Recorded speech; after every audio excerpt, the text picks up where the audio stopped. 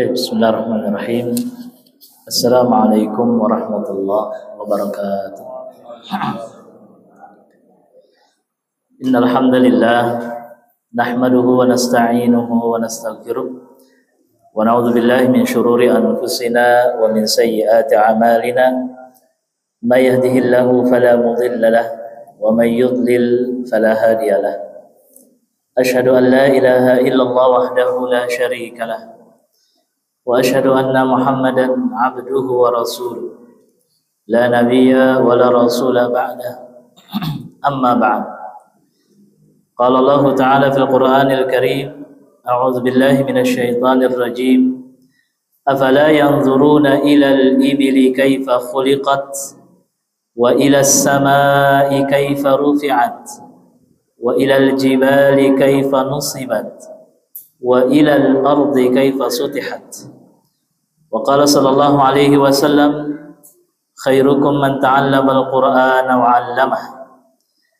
Para jamaah musalla Setiabudi yang dimuliakan oleh Allah Subhanahu wa taala, dan juga para pendengar Radio Cahaya FM dan juga Radio Dian FM. Alhamdulillah, puji dan syukur marilah kita panjatkan kepada Allah Subhanahu wa taala yang senantiasa memberikan begitu banyak nikmatnya kepada kita semua, terutama nikmat taufik dan hidayah, sehingga kita dimudahkan oleh Allah untuk hadir di majelis ilmu ini, menggali pelajaran-pelajaran yang sangat berharga yang Allah tuangkan di dalam Al-Quran. Dan insyaallah di malam ini kita akan melanjutkan pembahasan daripada surat Al-Ghasyiyah ayat 17. Salawat dan salam semoga tercurahkan kepada baginda Nabi besar Muhammad sallallahu alaihi wasallam, kepada keluarganya, para sahabatnya, dan kita selaku umatnya hingga akhir zaman. Para jamaah yang dimuliakan oleh Allah Subhanahu wa taala, di ayat yang ke-17 ini Allah Subhanahu wa taala berfirman, afala yanzuruna ilal ibili kaifa khuliqat. Allah Subhanahu wa taala mengajak hambanya untuk mentadabburi ciptaannya, merenungi apa yang dilihat oleh manusia di dalam kesehariannya. Ayat ini mengajak orang-orang Arab yang memang diturunkan Al-Quran kepadanya. Allah sangat memahami betul bagaimana kehidupan orang-orang Arab, sehingga Allah ingin mengajak melihat tentang hewan yang sering dilihat dalam keseharian bangsa Arab, sehingga yang dijadikan contoh untuk ditadabburi, untuk ditafakkuri adalah hewan al-ibil. Apa itu al-ibil? Unta. Afala yanzuruna ilal ibil, maka tidakkah mereka memperhatikan, melihat dengan mata mereka, ilal ibili, kepada unta, kaifa khuliqat, bagaimana unta itu diciptakan. Allah ingin menjelaskan keistimewaan yang ada di dalam unta. yang mungkin selama ini yang diperhatikan oleh orang Arab hanya sekian persen dari gambaran tentang unta. Dan Allah ingin mengajak lebih jauh tentang keajaiban salah satu ciptaan Allah. Belum semua ciptaan, satu saja ciptaan Allah yang unik, yang ingin berusaha untuk menyentuh akal seorang hamba agar ia lebih mengagungkan Allah, membesarkan Allah, betapa hebatnya Allah.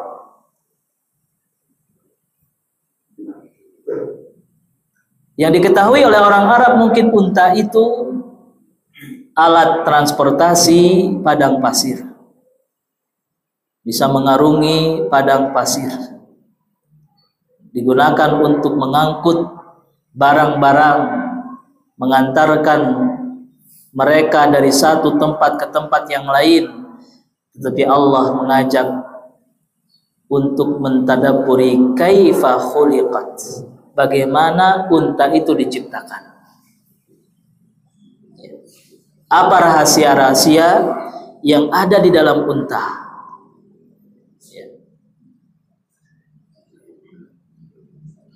Para ulama tafsir menjelaskan, hadhil ayat ini tadullu bima yushahiduhu min ba'irihi alladhi huwa raqibun alaihi. 4 ayat ini, ayat 17, ayat 18, ayat 19, ayat 20, di mana Allah menyebutkan beberapa ciptaannya, yaitu unta, langit, gunung, dan juga bumi, adalah apa yang sering disaksikan, dilihat oleh orang Arab, terutama orang Arab Badui, di mana mereka nomaden. Apa itu nomaden? Tidak punya rumah menetap, selalu berpindah-pindah dari satu tempat ke tempat yang lain. Kendaraan mereka hanya unta.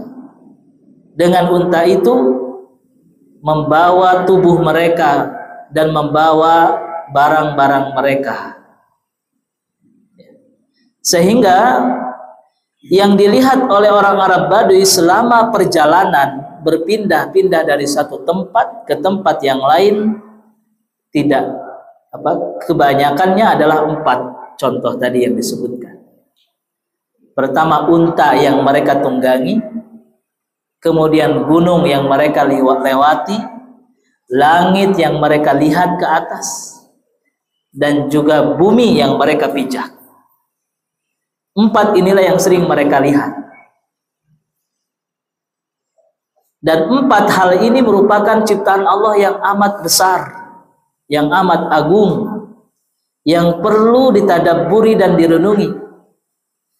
Ketika seorang hamba mentadabburinya dengan sebenar-benarnya pentadabburan, maka itu akan menambah imannya, akan menambah rasa takutnya kepada Allah, akan menambah rasa penghormatannya kepada Allah Subhanahu wa ta'ala, sehingga ia akan membesarkan Allah di dalam setiap waktunya, membesarkan Allah di dalam lisannya, hatinya, sikapnya, penuh penghormatan kepada Allah Subhanahu wa ta'ala.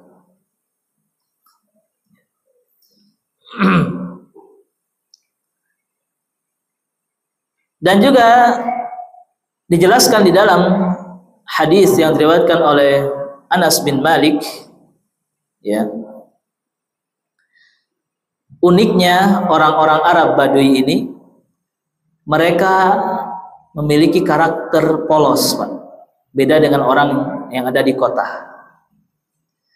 Jadi kalau mereka datang bertemu Rasul Sallallahu Alaihi Wasallam, mereka itu selalu penasaran dengan berbagai pertanyaan-pertanyaan mendasar. Ya. Diceritakan di sini, para sahabat yang ada di Madinah menceritakan, kunna nuhina an nas'ala Rasulullah sallallahu alaihi wasallam an syai'in. kami dilarang untuk banyak mempertanyakan pertanyaan-pertanyaan kepada Rasul sallallahu alaihi wasallam. Ya. Jadi pertanyaan-pertanyaan yang sekiranya itu tidak mendatangkan faidah. Ya. Fakana yu'jibuna an yaji'a ar-rajul min ahli al-badiyah. Yang paling disenangi oleh para sahabat ketika datang orang Arab Badui dan bertanya kepada Rasul. Jadi kalau orang Arab Badui bertanya kepada Rasul, sama Rasul tidak akan ditegur, tidak akan dilarang. Bertanya apapun akan dijawab oleh Rasulullah SAW, karena Rasul akan memaklumi mereka yang jauh dari wawasan orang yang ada di kota. Ya. Fayas'aluhu wa nahnu nasma'.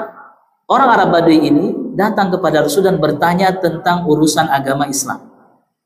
Dan kami sangat senang mendengar jawaban dari Rasul sallallahu alaihi wasallam.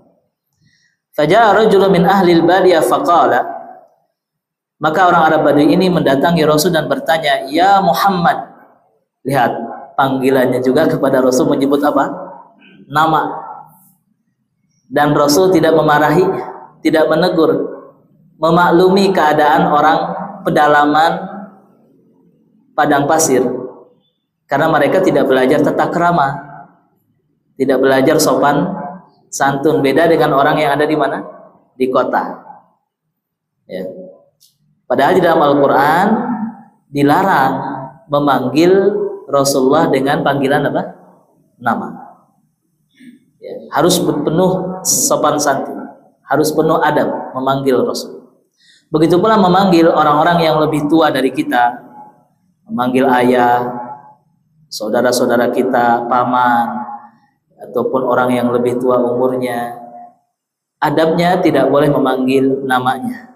Panggillah dengan panggilan yang sopan. Ya. Paman, kakek, bapak, abi, dan seterusnya.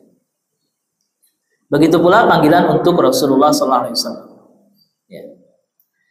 Ya Muhammad, wahai Muhammad, innahu atana rasuluk. Sungguh telah datang kepada kami utusan engkau. Faza'ama lana annaka taz'umu anna Allah arsalak. Lalu ia mengabarkan kepadaku bahwa engkau wahai Muhammad adalah utusan Allah. Qala, Rasulullah menjawab, shadaq. Benar sekali utusan itu. Qala, ia pun bertanya lagi. Ya. Faman khalaqas sama. Siapakah yang telah menciptakan langit?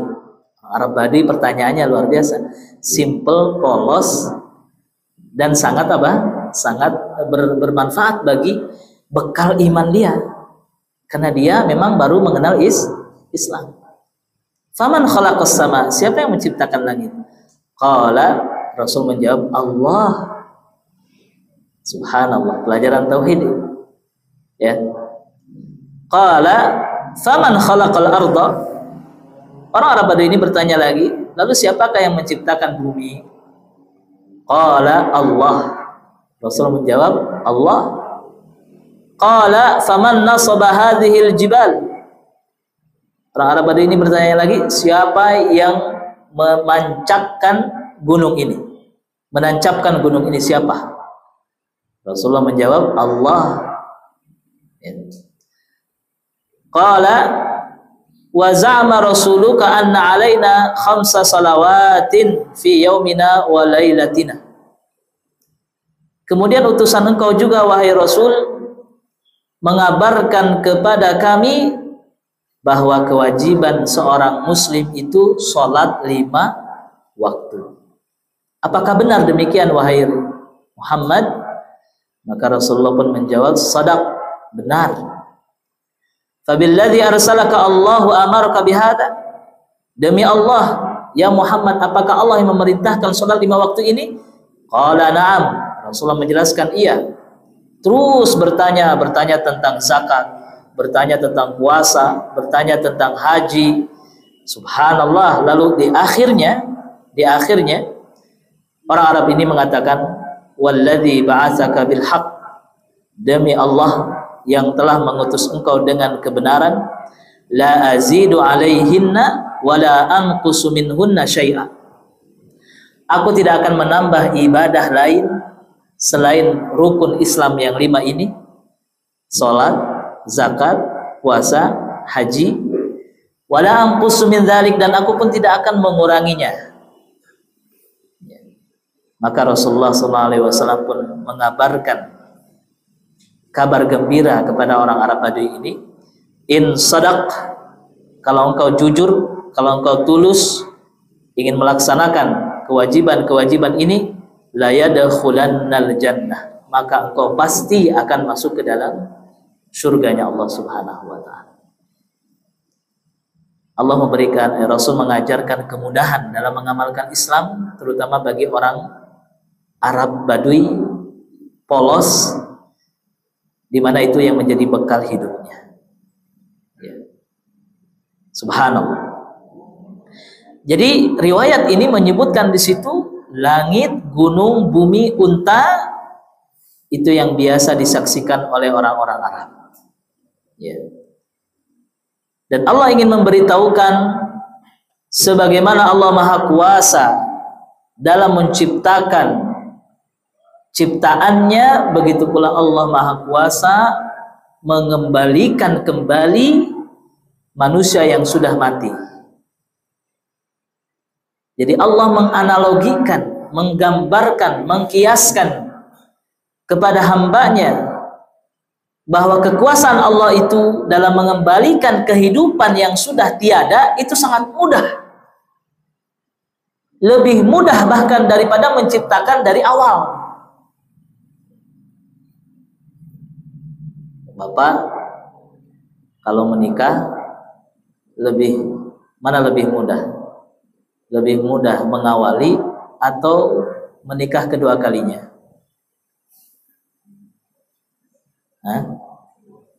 Pasti susah itu ada di awal gitu kan. Ini orang Arab nggak percaya akan adanya hari kematian, kebangkitan. Mereka nggak percaya.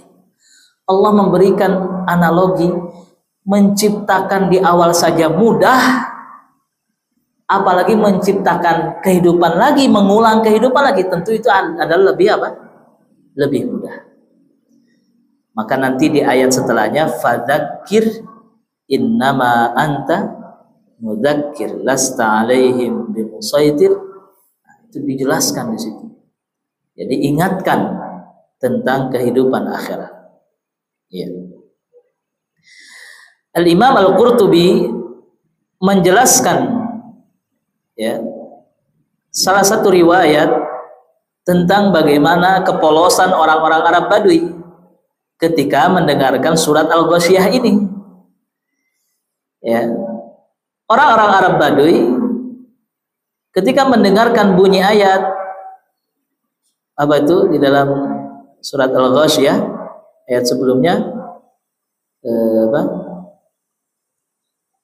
fiha sururum marfu'ah.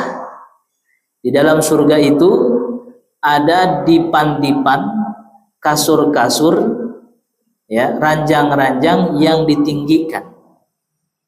Lihat kepolosan berpikir bagaimana orang Arab Badui yang diceritakan oleh Imam Al-Qurtubi di dalam tafsirnya. Orang Arab Badui ketika mendengarkan ayat ini, ya Rasulullah, bagaimana cara menaiki ranjang yang Allah tinggikan? Bagaimana caranya? Ya. Bisa atau tidak gitu kan? Bagaimana bisa kita menaiki ranjang yang Allah tinggikan? Gimana caranya? Lihat logika mereka, ya, kepolosan mereka di dalam memahami ayat-ayat Allah Subhanahu wa taala. Lalu Imam Al-Qurtubi menjelaskan keunikan ayat ini. Allah menyederhanakan penjelasan kepada orang Arab Badui ini melalui Rasulnya dengan contoh unta. Bukankah unta itu juga tubuhnya tinggi, tapi kalian bisa menaikinya? Bagaimana cara kalian menaiki unta?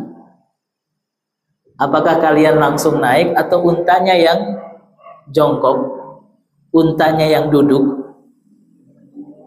Maka mereka pun menjawab, tentu untanya yang membungkuk sehingga mudah untuk dinaiki oleh penunggangnya. Begitu pula dipan-dipan yang ada di surga itu mudah untuk dinaiki. Mereka yang datang ya mendekat kepada penghuni surga sehingga bisa dinaiki untuk istirahat. Ini luar biasa, salah satu ya di antara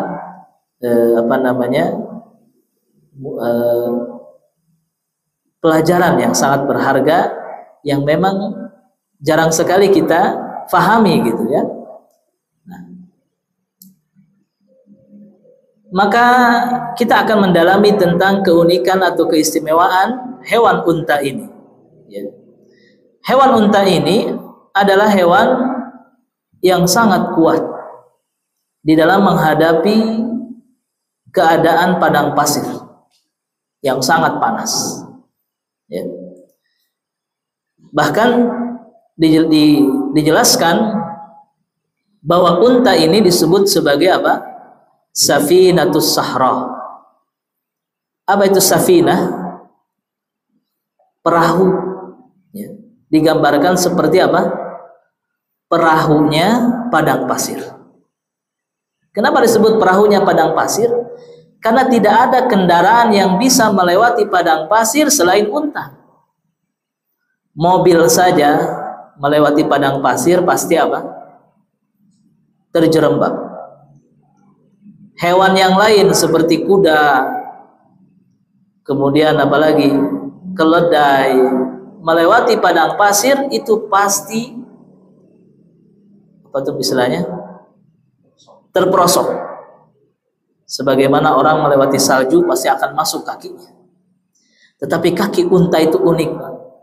Dia tidak terperosok ke dalam pasir dan bisa melewati pasir dengan mudah. Sebagaimana perahu di lautan, karena yang bisa melewati mengarungi lautan hanya apa? Kendaraan perahu. Tidak bisa kendaraan yang lain. Sebagaimana keistimewaan unta menjadi perahu yang ada di padang pasir, inilah keunikan ciptaan Allah Subhanahu wa taala. Ya.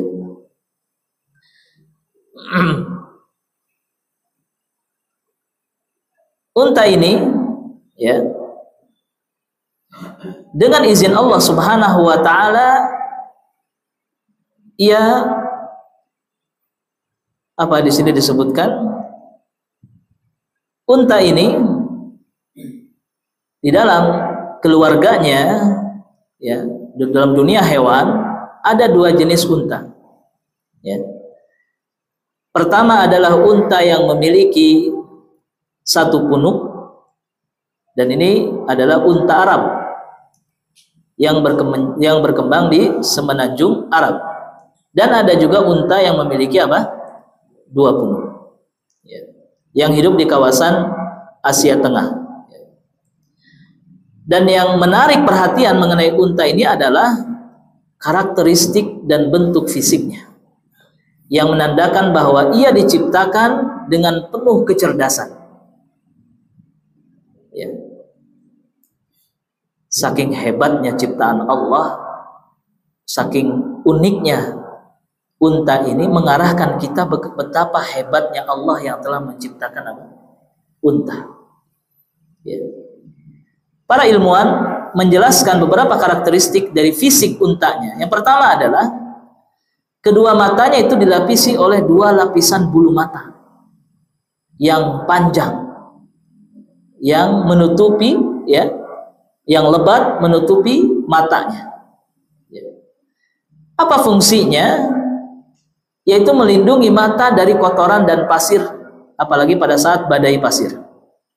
Jadi tidak ada hewan yang bisa bertahan dari debu-debu padang pasir yang sangat panas ya, kecuali hanya unta.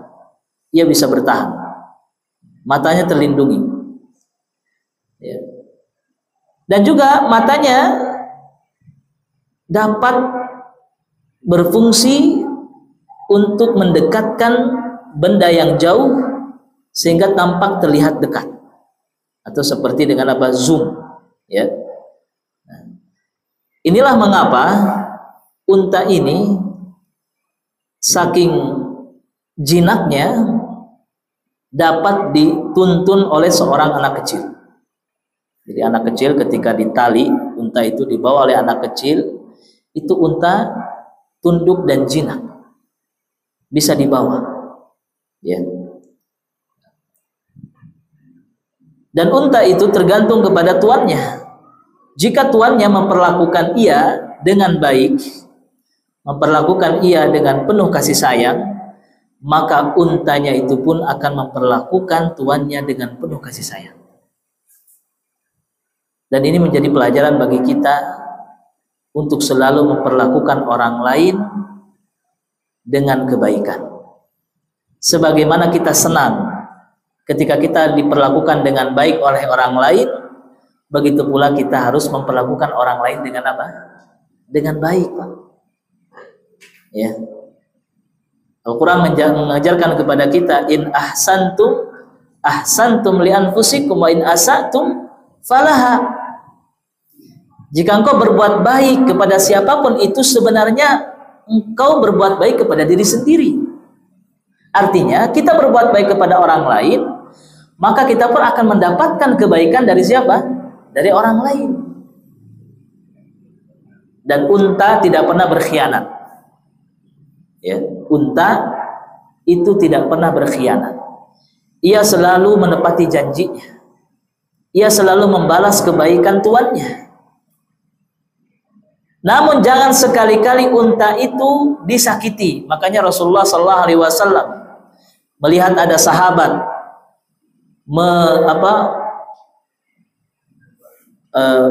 meletakkan barang-barang di atas punggung unta melebihi kekuatan unta, sampai unta ini merintih kesakitan dan menyampaikan keluhannya kepada Rasul SAW. Dan Rasul pun, salah satu mukjizat dari Nabi Muhammad SAW, memahami keluhan dari unta tersebut, sehingga tuannya itu ditegur oleh Rasul SAW. Perlakukanlah unta ini dengan baik. Janganlah engkau menyimpan barang-barangmu melebihi kapasitas kekuatan unta ini. Melebihi kekuatan unta ini. Ya. Dan unta itu menyimpan dendam. Ya, menyimpan dendam. Jadi kalau tuannya menyakiti untanya, dia akan membalas. Dia akan membalas. Bahkan ia terkadang ngamuk, Pak. Ngamuk, meronta-ronta, menyerang orang yang menyakitinya. Ini menunjukkan kepada kita, ya, hewan pun mengerti tentang al-jaza'u min jinsil amal. Balasan itu sesuai dengan perbuatan yang kita berikan kepada siapa? Kepada orang lain. Hewan saja mengerti, apalagi kita. Makanya, Pak, kalau pengen dapat servis yang lebih dari seorang istri, kita pun harus apa? Memperlakukan istri kita dengan lebih baik. Ya, lakukan istri kita dengan lebih baik, maka pasti istri pun akan memperlakukan suaminya dengan apa? Dengan lebih baik. Jangan sampai kita banyak nuntut ke istri gitu kan, ya. Tetapi dalam ketika istri butuh sesuatu, kitanya pelit, nggak mau ngasih, ya. Seperti itu, Pak. Baik. Menurut Syekhul Islam Ibn Taimiyah, unta merupakan satu-satunya hewan yang mempunyai 3 fungsi sekaligus, yang tidak terdapat pada hewan-hewan yang lain. Nah, itu dijelaskan di sini. Yang pertama, unta berfungsi sebagai kendaraan yang paling kuat untuk mengarungi padang pasir. Tidak ada hewan yang bisa bertahan, ya, untuk mengarungi padang pasir. Kenapa? Karena padang pasir itu tidak ada air, Pak. Ya, tidak ada air. Tidak ada hewan yang bisa bertahan, mampu untuk menahan rasa haus, tidak makan, tidak minum berhari-hari kecuali unta.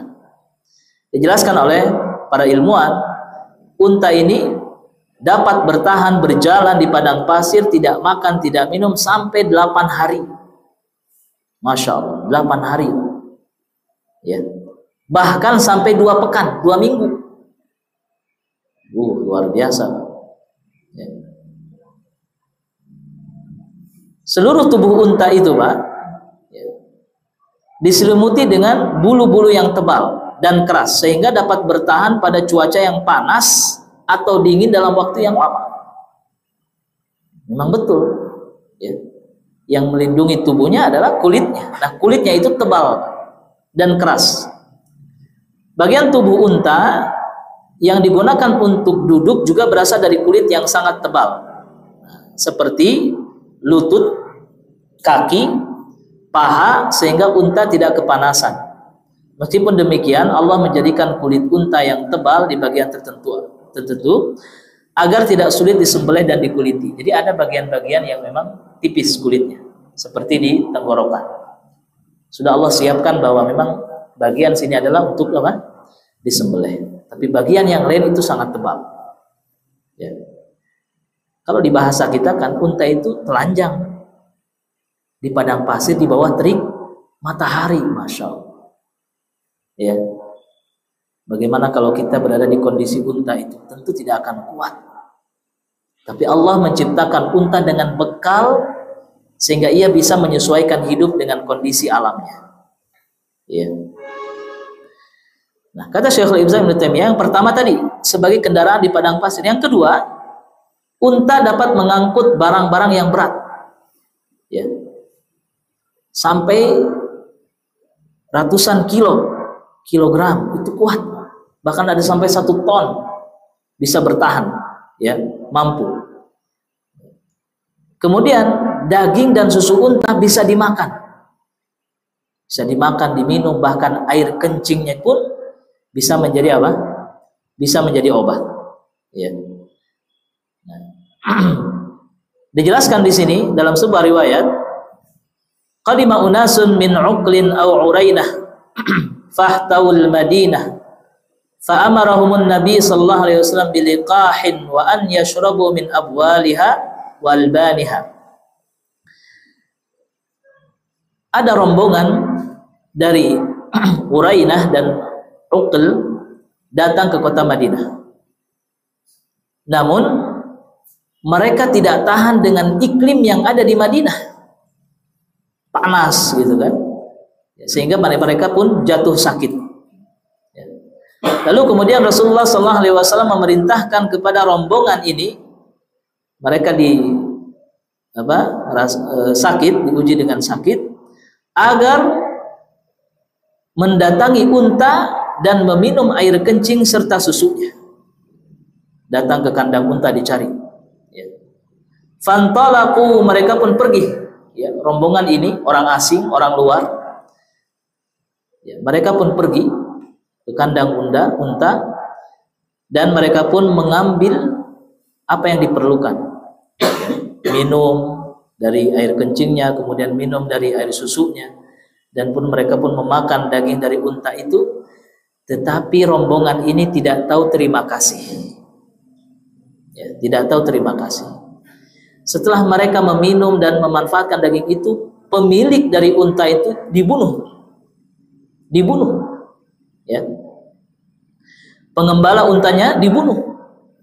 Sampailah berita itu kepada Nabi Shallallahu Alaihi Wasallam. Lalu Nabi pun mengutus para sahabat untuk menangkap mereka. Ya. Lalu akhirnya mereka ditangkap dan mereka pun dieksekusi, dihukum. Ya, dicongkel matanya, kemudian kaki dan tangannya dipotong dan mereka pun dibuang di padang pasir. Yaitu kebijaksanaan apa? Kebijakan Rasul Sallallahu Alaihi Wasallam bagi orang yang telah berbuat zalim. Ya, dengan apa? Dengan qisas ataupun dengan hukum.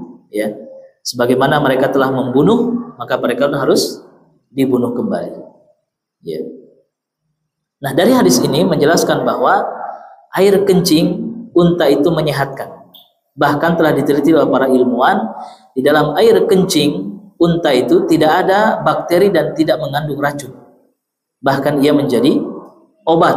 Sebagian lagi, ya, para ilmuwan menjelaskan air kencing unta itu dapat menyembuhkan kanker.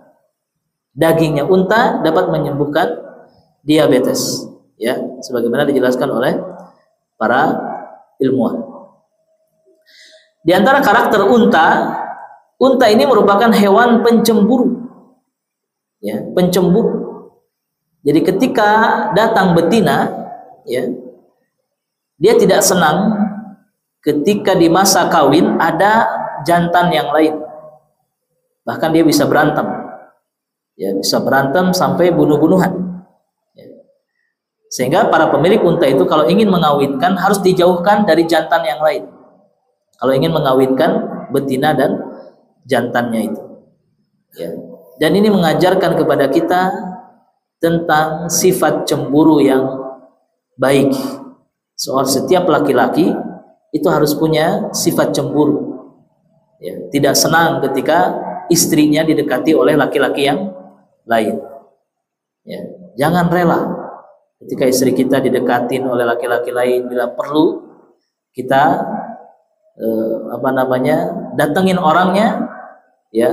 Bahkan Sa'ad bin Mu'ad bin Sa'ad, ya, ia adalah sahabat yang paling pencemburu di kalangan para sahabat-sahabat yang lain, sampai ia menjelaskan, kalau ada laki-laki yang mendekati istriku, maka antara dia denganku adalah pedang.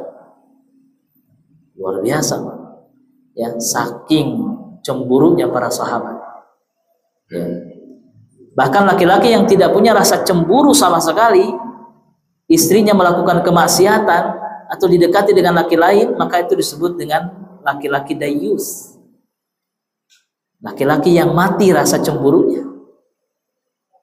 Bahkan laki-laki yang sudah mati cemburunya itu tidak akan mendapatkan bau surga. Baunya surga pun tidak akan dapat, apalagi apa? Masuk surga, ya. Saya kadang miris, ya, melihat ketika datang artis gitu kan, sampai perempuan ini pengen dipoto sama artis, yang motoinnya adalah suaminya. Yang motoinnya siapa? Suaminya. Inna lillahi wa inna ilaihi raji'un. Ini bagaimana suami seperti ini gitu? Dekat sama istrinya pengen dipoto wanitanya, nyuruh suaminya supaya apa? Dipoto. Itu gimana? Ya. Unta saja masih punya apa? Rasa cemburu, apalagi kita sebagai manusia sudah mati rasa cemburu kita, ya. Baik. Berbeda dengan hewan babi, Pak. Babi itu tidak punya rasa cemburu. Bahkan ketika betinanya itu dikawini oleh jantan, setelah selesai mengawini, mempersilahkan kepada jantan yang lain untuk menikmati istrinya, untuk menikmati apa? Betinanya. Sehingga itulah diantara hikmah kenapa babi itu diharamkan, karena diantara hewan-hewan yang diharamkan itu akan mewarisi sifat negatif dari apa? Dari hewan, ya. Kenapa Islam melarang hewan yang bertaring? Kenapa Islam melarang hewan yang punya kuku? Karena hewan pemangsa itu sifat negatifnya apa? Rakus, rakus dan emosi, pemarah. Ya, itu diantara hikmah hewan-hewan yang diharamkan di dalam Islam.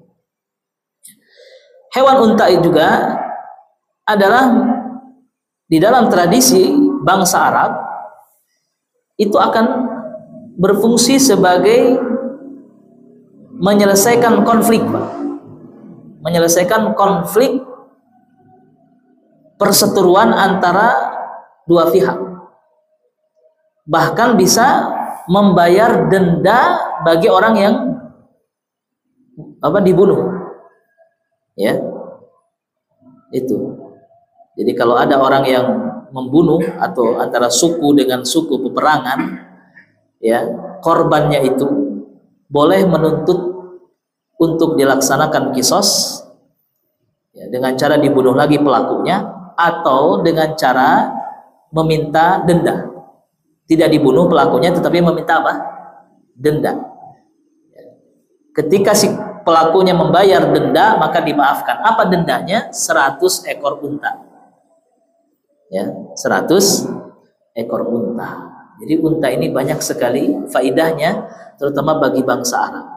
Ya, selain ia pun bisa dimanfaatkan seluruh tubuhnya, juga bisa berfungsi dalam menyelesaikan masalah sosial, masalah konflik, masalah apa, itu diselesaikan dengan apa? Dengan unta.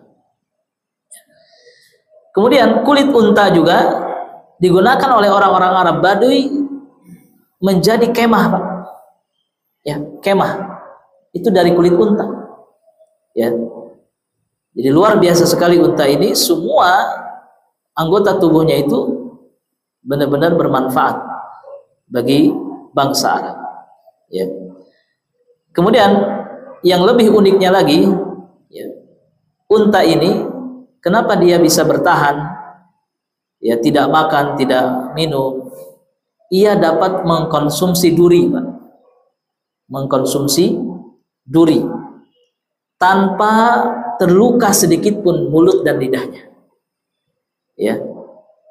Makanya nanti Bapak bisa lihat keunikan-keunikan unta mungkin di di internet, itu sangat banyak sekali, Pak, keunikan-keunikannya. Ia dapat memakan duri dengan lahap tanpa tertusuk sedikit. Ya. Dan bisa memisahkan daun dari duri tanpa terluka. Bahkan kata para ulama, dijelaskan di sini para ilmuwan, unta dapat mengubah tanaman-tanaman berduri, ya, ketika dikunyah itu menghasilkan gizi dengan proses kimiawi yang ada di dalam tubuhnya. Jadi tubuhnya merespon, mengubah zat-zat dari duri yang tadinya miskin atau tidak ada kandungan gizi menjadi memiliki gizi bagi unta ini. Ya, ini diantara keunikan-keunikan di dalam unta. Ya. Ada yang pernah makan daging unta? Ya, belum pernah ya, Masya Allah. Dan unta ini pun adalah hewan yang dikurbankan. Ya, hewan yang dikurbankan yang mewakili 7 orang atau mewakili 1 orang. Dan yang terakhir, unta ini adalah termasuk harta yang paling mewah pada waktu di zaman Rasulullah SAW. Bahkan Rasulullah mengkiaskan barang siapa yang memberikan hidayah kepada seseorang, khairun laka min humrin na'am, lebih besar pahalanya dari unta yang bermata merah. Ya, dari unta yang bermata merah. Jadi unta yang bermata merah ini unta yang sangat mahal di zaman Nabi Sallallahu Alaihi Wasallam. Semoga kita bisa mengambil iktibar dari ayat ini, dan semoga kita pun diberikan kemudahan di dalam mentadabburi ayat-ayat Allah Subhanahu wa taala, dan semoga semakin menambah keimanan dan ketakwaan kita kepada Allah Subhanahu wa taala. Baik, sebelum ditutup barangkali ada yang mau ditanyakan atau disampaikan, dipersilahkan. Sebelum kita melaksanakan salat Isya. Ya, fadhal. Tadi dijelaskan terkait dengan Allah memberikan kita dan Allah memberikan. Nah, kita menjelaskan terkait mudahnya Allah memberikan kita nanti. Kalau masalah itu dari tulang ekor ya. Betul. Terus yang kedua tulang ekor. Kaitannya tulang sarang, tulang haram. Ya. Kaitannya tulang haram dengan anak yatim. Ya. Nah, tentang bulan Muharram kaitannya dengan anak yatim, ya, wallahu alam, saya belum menggali tentang masalah ini, jadi saya belum bisa memberikan jawaban apapun. Ya. Memuliakan anak yatim itu bisa kapan saja, tidak terkait dengan kekhususan bulan Muharram. Ya. Dan tidak terkait dengan setahun sekali. Ya. Bahkan yang lebih utama memuliakan anak yatim itu adalah kita mengurusnya, menanggung biayanya selama hidupnya sampai ia mampu untuk berusaha sendiri. Itu yang dianjurkan. Ya. Rasulullah SAW menjelaskan di dalam hadisnya betapa besarnya keutamaan kita memuliakan anak yatim. Ana wa kafilul yatim kahataini. Aku bersama orang yang berbuat baik menanggung orang anak yatim nanti di surga akan dekat seperti dua jari ini. Kenapa? Karena Rasulullah pun dulu pernah merasakan bagaimana kehilangan ayah dan juga ibunya. Bahkan Rasulullah memerintahkan orang yang ingin berbuat baik kepada anak yatim agar mengusap kepalanya. Karena setiap rambutnya itu akan menjadi kebaikan bagi kita kalau kita menanggung, membantu kehidupan anak yatim. Ya. Jadi itu jawaban saya. Berbuat baik kepada anak yatim tidak harus terikat dengan apa? Bulan Muharram. Tidak ada kekhususan, keistimewaan berbuat baik kepada anak yatim di bulan Muharram. Belum saya menemukan. Ya. Tapi yang saya tahu adalah berbuat baik anak yatim itu bisa kapan saja. Baik di bulan Muharram ataupun di bulan-bulan yang lainnya. Semakin besar tanggungan kita menanggung anak yatim seluruh kebutuhannya, pahalanya pun semakin besar. Makannya kita tanggung, ya, tempat tinggalnya kita tanggung, pakaiannya kita beli, ya. Kemudian apalagi biaya sekolahnya kita tanggung. Kita hidup, kita tinggal di tempat di rumah kita misalnya, atau kita titipkan dia di pesantren. Berarti selama dia di pesantren, kebutuhan dan tanggung jawabnya kita yang tanggung. Atau bisa misalnya kita berjamaah ya di kampung kita dengan tetangga, kita kerjasama, ada anak yatim ada berapa, ada 2 atau 3 misalnya, kita masukkan ke pesantren, biayanya bareng-bareng, itu lebih utama, ya, lebih utama kita lakukan. Tentu yang melaksanakan setahun sekalipun itu pun ada nilai positifnya. Ya, nilai positifnya berbuat baik, memperhatikan mereka. Tapi jangan sampai kebaikan itu hanya dilakukan setahun sekali. Tetapi harus apa? Harus secara berkesinambungan. Jika kita mampu ya untuk menyisihkan, menyumbang kepada anak yatim setiap waktu itu lebih baik. Begitu, jelas ya? Baik. Ada lagi yang lain? Cukup Pak ya? Kita tutup dengan doa kifaratul majlis. Subhanakallahumma wa bihamdika asyhadu an la ilaha illa anta astaghfiruka wa atubu ilaik. Assalamualaikum warahmatullahi wabarakatuh.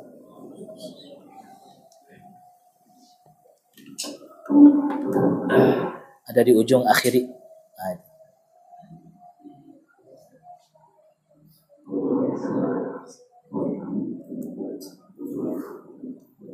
Ya, tafadhal.